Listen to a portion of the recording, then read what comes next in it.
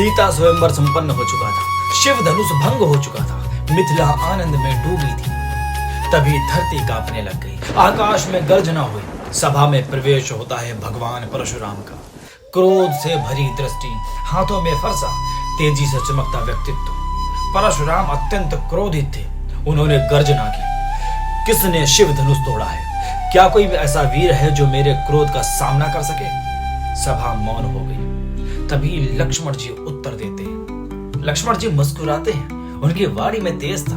लक्ष्मण जी कहते हैं, महाराज, धनुष पुराना था, स्पर्श मात्र से ही टूट गया। यह सुनकर परशुराम का क्रोध और भी बढ़ गया। यहां दर्शन का पहला संकेत है। यह केवल संवाद नहीं है, यह दो युगों का मिलन है। परशुराम क्या है?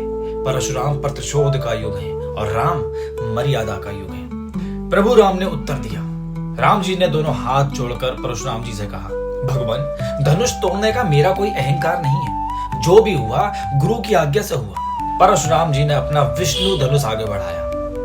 परशुराम जी बोले, यदि तुम सच्चे वीर हो तो इसे चढ़ा करके दिखाओ। राम ने शांत भाव से धनुष उठाया, उसकी प्रत्यंचा चढ़ाई और तब परशुराम की आंखें बदल गईं। उन्होंने पहचान लिया कि यह कोई सामान्य राजकुमार नहीं है, यह स्वयं विष्णु का अवतार है।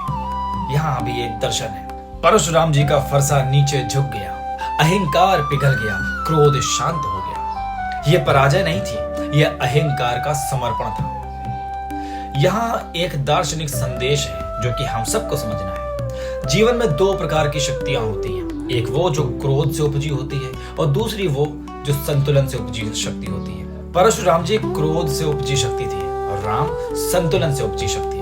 जब संतुलन सामने आता है तो क्रोध स्वयं झुक जाता है। इसे हम अपने जीवन से जोड़ करके देखें। आज हम तर्क में जीतना चाहते हैं, दूसरों को हराना चाहते हैं, लेकिन प्रभु राम हमें सिखाते हैं कि सच्ची विजय वो है जहां सामने वाला स्वयं सम्मान से झुक जाए।